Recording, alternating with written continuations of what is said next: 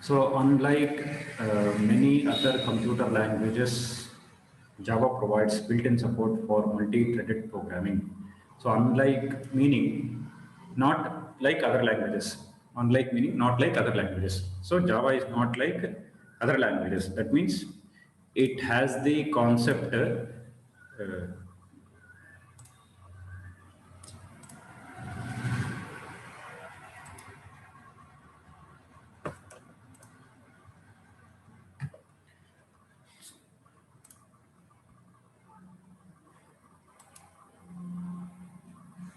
So Java supports multi-threaded programming, so which is not present in most of the programming languages. Okay, so only they're telling, unlike many other programming languages, not all computer languages, some of the computer languages which don't have multi-threaded programming concept. So Java provides built-in support for multi-threaded programming.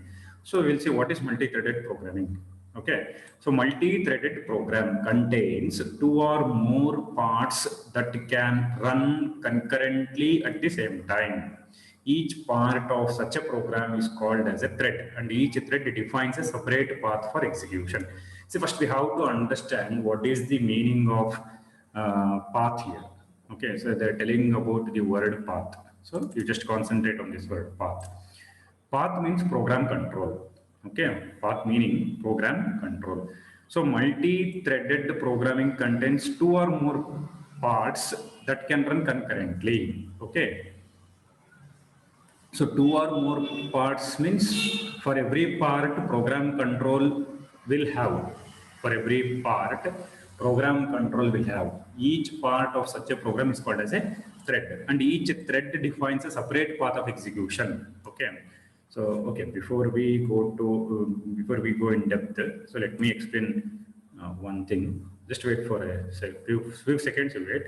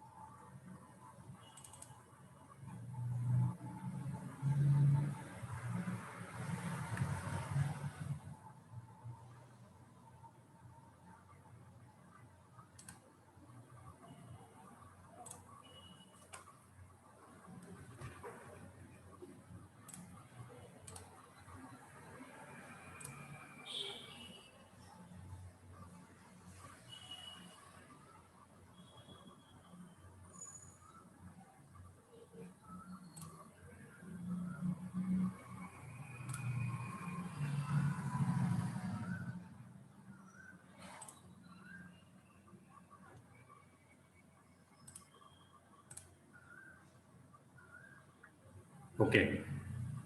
So here, see, I think the screen is visible for you. You just look at the things, algorithm and flowchart, two things are there. Okay. So the definition of algorithm is it is a step-by-step procedure of a solution to a given problem. See, whenever we develop softwares, first thing what we have to do is we have to frame one algorithm for that software or a simple program. So that means, see, algorithm is nothing but step-by-step procedure of a solution. It's not a step-by-step procedure of a problem. It is a solution to a given problem. Algorithm and flowcharts are the solution to the given problems. Even program also solution to the given problem. So here problem in the sense like task. So problem is not like mathematics problem only. It is like a task for given task. So see, whenever there is a task, for that task, we have to find out the solution. Solution in the sense how to do that task.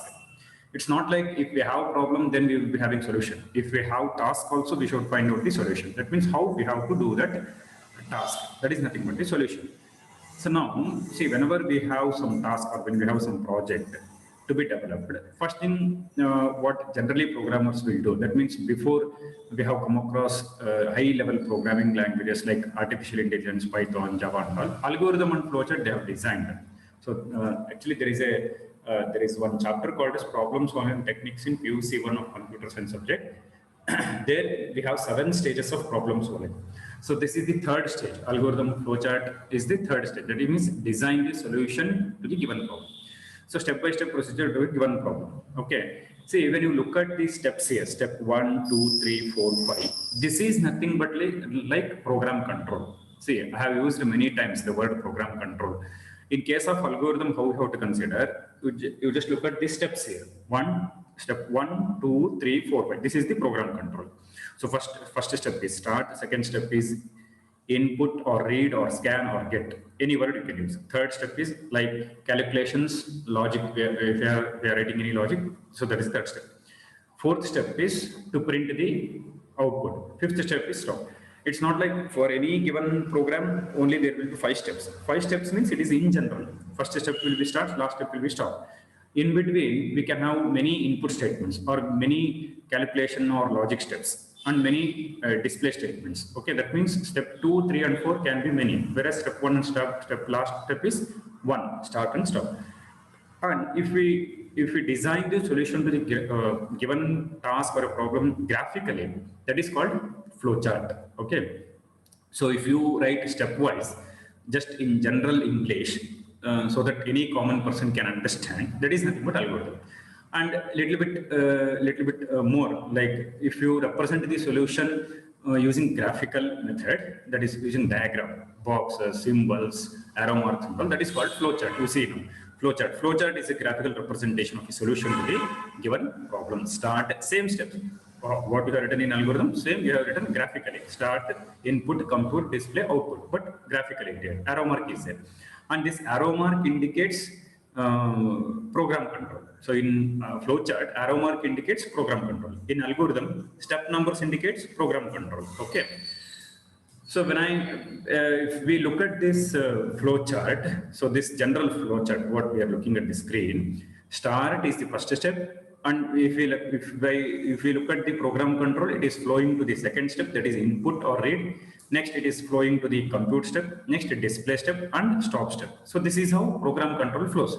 And if we understand this flow chart, it is one way, like see from start to input, input to compute, compute to display, display to stop. Okay, so a neat program control flow here.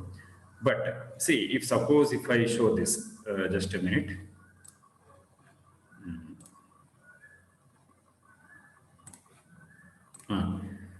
Now you just look at this diagram. That is, this I have given the example of real world, but you just look at this flow chart. For example, if there is a given task, okay, like if I want to travel from Ballari to Mysore, okay, if at all, if in between, if I stop for a while, because of some reason, see, from Ballari you can see the dotted lines, because of some reason have stopped somewhere between Ballari and Mysore. Why? You just look at the diamond symbol, that is a rhombus symbol. Why I have stopped there? Because there is the reason. What is that reason? Is fuel, that means fuel means petrol. Is petrol over? We get a question in the vehicle, is petrol is over? See, if it is yes, we follow one path. If it is no, we follow one path. Just a minute.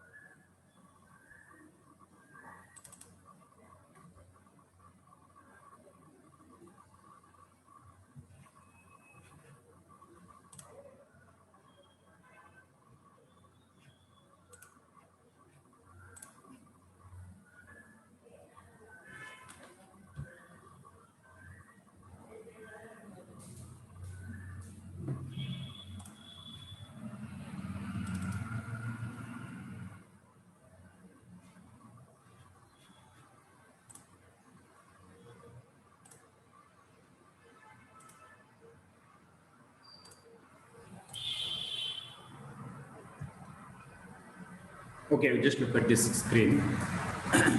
Directly we will go for which relates to programming language. Okay. See, if you want to talk about a flow chart, so arrow mark indicates the program control. You just look at this arrow mark; it indicates the program control. Okay. In case of if condition, if else condition. So I think people remember from C language. In case of if else condition, what happens? If you look at the flow chart, there is a program control flow. See, just I have put the arrow mark. That arrow mark indicates it has come from the starting of the flow chart. So start symbol, stop symbol I have not written, but we can understand like from start symbol it has come. So in between, if I look at the path, in between there is a condition. That means if condition. So whenever we come across the condition, so there will be two things. That is, condition will be either true or false. Only two results will be present for conditions. That is either true or false. Okay, if it is true, you have to follow one path. If it is false, you have to follow one path. Okay, because if condition is true, then some statements are executed. If condition is false, some other set of statements are executed. Okay, you can just look at this general form. So if condition statement 1, else statement 2. If condition is true, statement 1 will be executed. If condition is false, statement 2 is executed. So put the arrow mark neatly, you can look. So symbol T and F, T stands for true, F stands for false. Okay. So explanation is in this form, the statement 1 is executed if the condition is true. If the condition is false, statement 2 is executed. But if you look at the flow chart, so here also program control is there. By looking at the arrow mark only, we can say program control. And when you put the letters T and F, it is understood that if the condition is true, so there is one path. If condition is false, there is one path. Now, if I say like, if the condition is true, will the program control flow on both sides? It is not at all possible. Okay, if you look at the program control is nothing but here path. Whatever arrow mark you are looking, that is path. Okay. So there is a flow of path, that means path direction. If condition is true on one side, if condition is false on another side. Okay. Now, in Java, what happens is like there are some situations in programming there are some situations where whether there is condition is there or not, that's different. Okay. But if you look at the same flow chart, see from rhombus symbol, that is where I have written if condition. Simultaneously, program control will flow on both sides, that is on true side and false side. So that is nothing but multi-threaded. Thread means small part of a program, or we can say small program or a part of a program where program control will be flowing. Because whenever I say program or a code, program control flows. So that is the thread. Thread meaning small program, you can say, or part of the program. Multi-thread means more than two programs or more than two parts of a program. So if I tell one part of a program, there will be program control flow. So if I tell two parts of a program or two small programs, simultaneously in the two programs or in two parts of the program, program control will be flowing. So just you look at this diagram. If I say like program control will flow towards true path and false path, that means towards T path and F path. Actually, it is not possible in case of C and C++. And many other programming languages also, it is not possible. In Java, it is possible, so it is called as multi-threaded programming. Thread means part of a program or small program you can consider. Multi-thread means two or more parts of the program. Multi-threaded programming means like program control flow on both the parts. Just if you look at this diagram, you can think like arrow mark is there. Even though I have written arrow mark on both sides, that is on T side and F side, whenever we consider the example, how we will consider is, if the condition is true, you have to consider arrow mark to where I have put the symbol T. And if the condition is false, you have to consider the arrow mark where I have written the letter F. You cannot consider both. Okay, that is one flow you should consider, one program control flow. But in case of Java, multi-threaded programming, there will be simultaneously on two sides or on multi-sides, not only two sides, multi-sides. So the program control will flow on multi-sides. That is called as multi-threaded programming. So now we will go to the diagram. See, I have considered this example because people should know what is program control and how it flows. Okay. Now we'll go for the topic. See. So unlike many other computer languages, Java provides a built-in support for multi-threaded programming.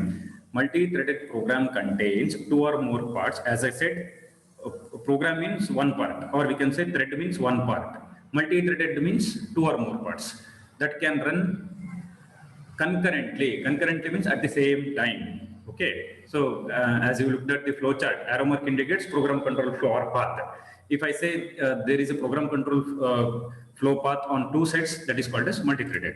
So each part of such a program is called as a thread. So here they are mentioning about the part of the program, and each thread defines a separate path of execution. Separate path means you should consider like arrow mark. Okay.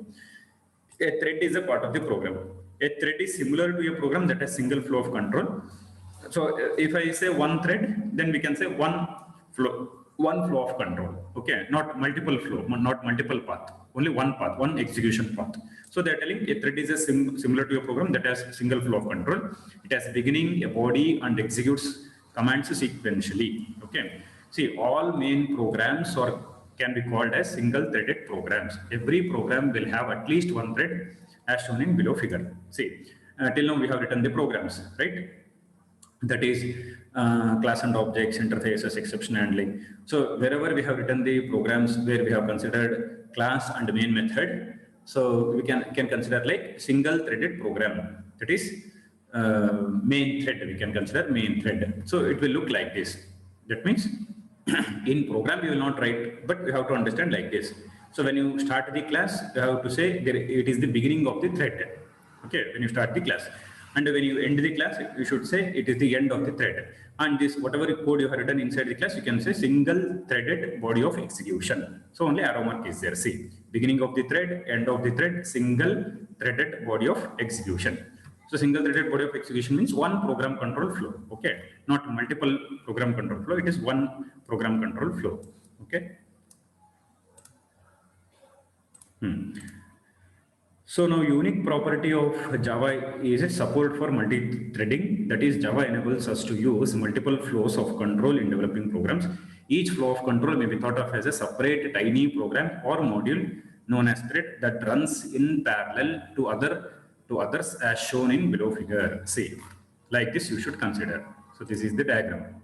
Okay. See, in multi-threaded programming, before we go to the actual program, we have much theory. Okay, then we will go for actual program. So if you look at the diagram here, main thread. So main thread we can divide into three parts: thread A, thread B, thread C. See, main thread is the main thing to start these three threads. So only you look at the arrow marks. To start thread A, to start thread B or thread C. So main thread is the chief cause. So it will start the three threads. So when three threads are started, that means when three programs or part of the programs have started its working, then it can switch between. See, if thread A is running,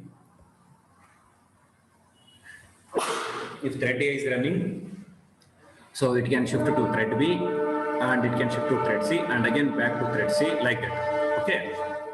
So this is called as switching. Now we will look at this explanation.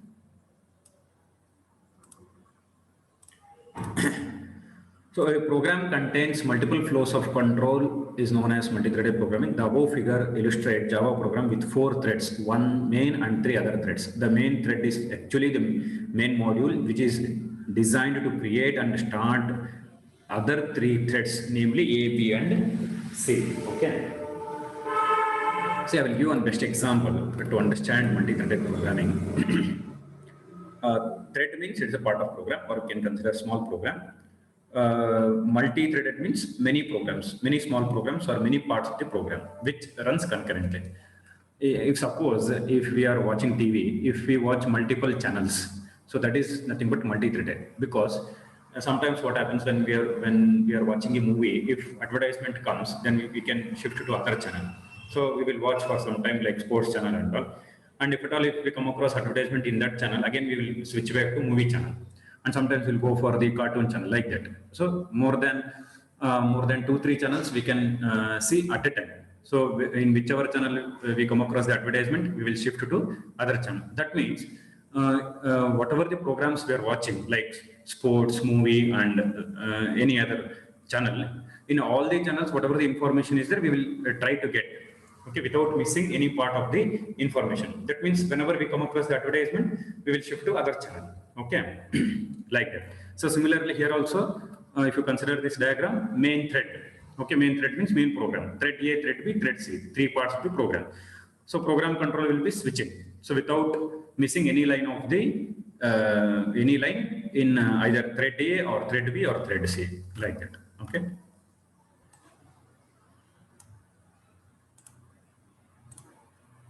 Okay. So the Java thread model. The benefit of Java's multi-threaded is that one thread can pause without stopping other parts of the program. When a thread blocks in a Java program, only the single thread that is blocked pauses. All other threads continue to run. Okay. So thread exists in several states. So when I say thread, it's a part of the program. And when I say part of the program, it should execute. If it executes means there will be program control. If there is a program control, then we can say execution path. So in this way, we have to understand. Thread is a part of the program. Part of the program means it has to execute. If it is executed means like there is a program control flow. If there is a program control flow, then we can say there is an execution path. If there is an execution path, then we can say if at all if the execution path stops, or will it pause for some time, like that. Okay. So thread exists in several states. A thread can be running, it can be ready to run as soon as it gets a CPU time.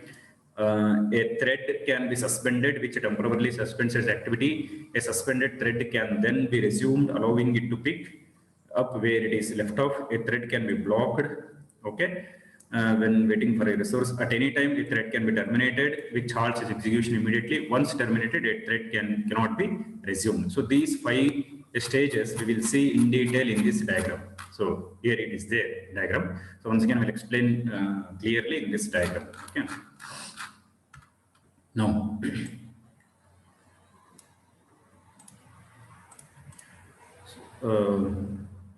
okay. Messaging. So after we divide the program into separate threads, we need to define how they will communicate with each other.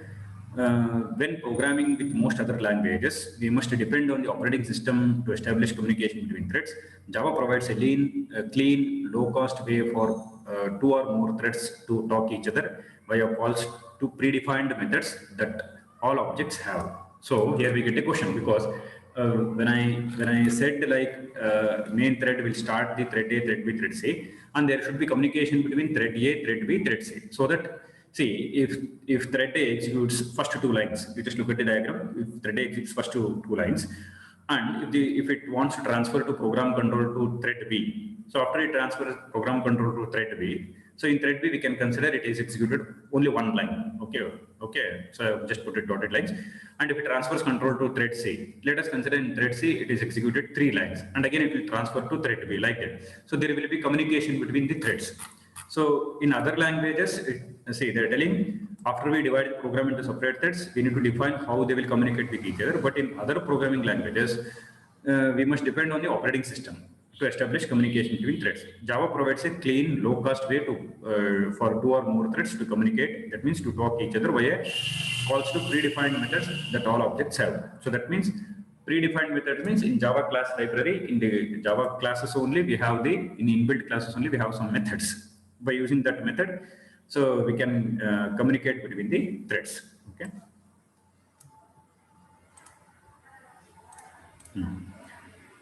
So the thread class and the runnable interface. Java's multi-threading system is built upon the thread class, its methods, and companion interface runnable. Thread encapsulates a thread of execution. To create a new thread, our program should either extend thread or implement runnable interface. So if I want to write a program by using multi-threaded programming concept in Java, then we have to remember 2 things. One is thread class. That means the class name already it is present inside the Java class library. Okay. So we have to use that class in our program. Or one interface is there, runnable interface. So we have talked about interfaces. So just like Java class file, interface file also is there. So that file is .java only. Okay. Class files means .java files. Interface files means .java files. So here class, if you consider the class, you have to consider thread class. If you want to consider the interface, you have to consider the runnable interface. Okay. So Java's multi-threaded system is built upon thread class, its methods and its companion interface runnable. Thread encapsulates a thread of execution. To create a new thread, our program should either extend the thread or implement runnable interface. See, when we write a program, if you're writing multi-threaded programming in Java, either you have to use thread class or you have to use runnable interface. Okay, without which you cannot write a multi-threaded programming. Okay, you have to use two things, either thread class or runnable interface. So if you want to use thread class, then whatever the class name you write, that should be the subclass of thread class. Okay, subclass means inheritance concept. That should be the subclass of our class, whatever we are going to write. So if I want to make it a subclass, then you have to use the word extend. So only they're telling extend thread. Usually the last line, extend thread. Or if you want to use interface, if I don't want to use thread class, if I want to use interface, then you have to say implement. For interfaces, we have to use the keyword implements. For classes, we have to use the keyword extends. Okay. So extend thread or implement the runnable interface. Okay.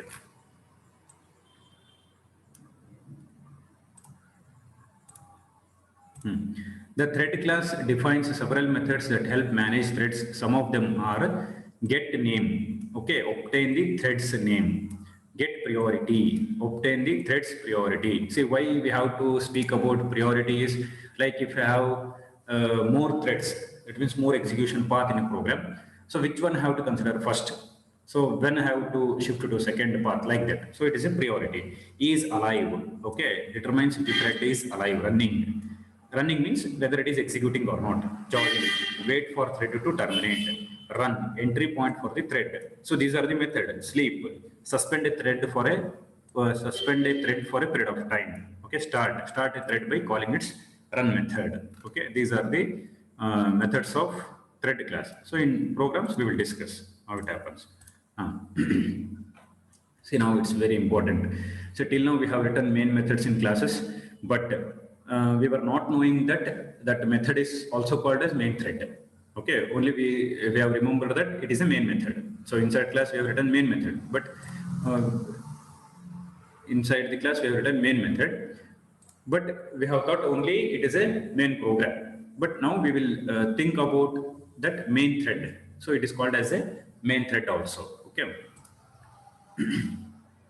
So when a Java program starts up, one thread begins running immediately. See, whenever program starts executing, that is Java program starts executing, one thread begins running means executing immediately. This is usually called the main thread of the program. So till now we were not knowing it is called as main thread. Only we remember that it is a main program or main method, but now it is also called as main thread because it is the one that is executed when the program begins. See, when C++ program starts executing, it starts from the main function. In Java also, for compilation, main method is not required, but for execution of program, main method is required. Okay, in case of one category of Java. So